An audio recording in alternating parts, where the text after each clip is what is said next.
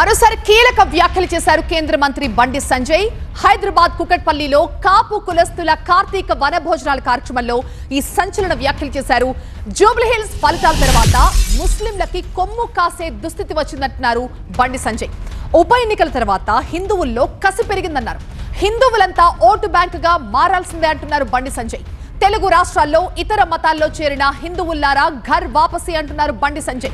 మీకోసం హిందూ ధర్మ రక్షణ ద్వారాలు తెరిచే ఉన్నాయంటున్నారు.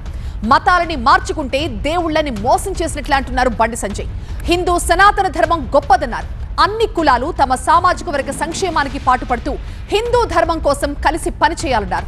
హిందూ సనాతన ధర్మ రక్షణే తన లక్ష్యమని ప్రకటించారు బండి సంజయ్. ఇక పవన్ కళ్యాణ్ సనాతన ధర్మ ప్రచారం వల్ల ఇతర మతాల్లో చేరిన హిందువుల్లో పునరాలోచన వస్తోంది అన్నారు బండి. ఈ తెలంగాణ రాష్ట్రంలో 80% నుండి హిందువులను ఓటు బ్యాంక్గా మార్చడమే లక్ష్యం. ప్రతి రాజకీయ పార్టీ హిందూ ధర్మం గురించి ఆలోచించేటువంటి వాతావరణాన్ని పక్కా తయారు చేస్తాను. మర్చిపోండి, నేను భయపడేటువంటి కాదు, వెనుకకు పోయేటువంటి కాదు. 12% ఓట్ల కోసం రాజకీయ పార్టీలు అన్ని పోయి వాళ్ళకు జోకుతుందో, ఇవాళ తెలంగాణ రాష్ట్రంలో ప్రతి ఒక్క రాజకీయ పార్టీ హిందువుల కోసం మాత్రమే పనిచేసే విధంగా, అట్లా చెప్పి నేను ముస్లిం సమాజాన్ని కించపరుస్తలేను, ముస్లింల మనోభావాలను కించపరచలేను, క్రైస్తవుల మనోభావాలను కించపరచలేను, ఇతర మతాలను కించపరచకన్నా ధర్మం గురించి మాత్రం గొప్ప చెప్పుకుంటాను. దానిలో వెనుకలు పోయలేదు. దాని ధర్మానికి ఆపద వస్తే కష్టపడితే పక్కా హిందూగా గర్జిస్తా గాంధిస్తా రోడ్డు మీద కొట్లాడతా. దానిలో ఏ మనం లేదు. ఇలా పవన్ కళ్యాణ్ గారు సనాతన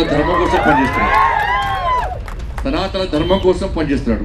ఇలా సమాజం అంతా కూడా, ఆంధ్రలో హిందూ సమాజం అంతా కూడా పవన్ కళ్యాణ్ గారు చెప్పేటువంటి సనాతన ధర్మం గురించి చెప్పేటువంటి విషయాన్ని తూచా తప్పకుండా పాటించి, ఎవరైతే ఇతర మతాలకు కన్వర్ట్ అయిన హిందువులందరూ కూడా, ఎవరైతే ఆంధ్రలో హిందువులందరూ కూడా ఇతర మతాలకు కన్వర్ట్ అయ్యారో, మారినరో, వాళ్ళందరూ కూడా పునరాలోచించే పరిస్థితి ఆంధ్రలో వచ్చిందంటే దానికి ప్రధాన కారణం పవన్ కళ్యాణ్ గారు సనాతన ధర్మం గురించి మాట్లాడడం.